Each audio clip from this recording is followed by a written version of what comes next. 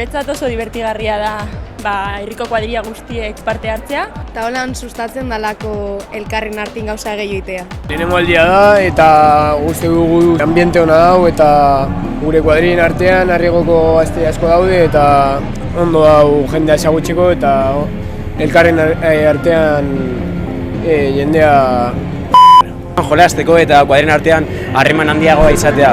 Horrela baita ere herrikoek ezagutzen gara eta baita ere pasatzen dugu festa politagoak. Herriko gazten ondo pasatzeko, eso es. Kuadrillen artean taldea egiteko eta herri guztia parte hartzeko. Giro ezberdina egoteko azkenean. Parte hartzen dugu, finean gure herriko jaiak direlako, eta parte hartu nahi dugu joko hauetan jendea ezagutzeko eta harreman berriak egiteko eta ondo pasatzeko bai. Azkenean guretzat da lehen aldia, baina ezagutzen dugu pertsona batzuk bat baino gehiagotan egin dutela eta sariak irabazi dutela eta beti esaten digutena da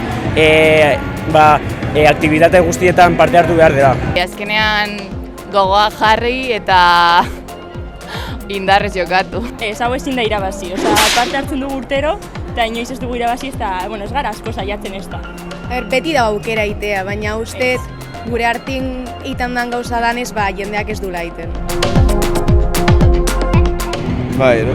Agutze bai baino... Bai. Ondo pasatzeko eta nire ustez bai. Nik uste dut baietx eta gainera euskal kirol famatua da. Bai. Beti. Negatzeko aukera beti dago. Kare. Ikusi duzu, negatu dugu, ja. Azkenan alkola, farra, jendea eta abar, es el combo perfecto de toda la vida. Ezagutzen dugu jende berria. Gian horrengo urtean errepikatzen dugu. Nik esango nuke ez. Euskal kirol famatua da. Ez dakit, azkenean jokoak dira sin más, saku lasterketa, sokatira, ez dakit ligatzeko, niretzat behintzat ez da egokiena edo... Ez. ¡Caso cerrado!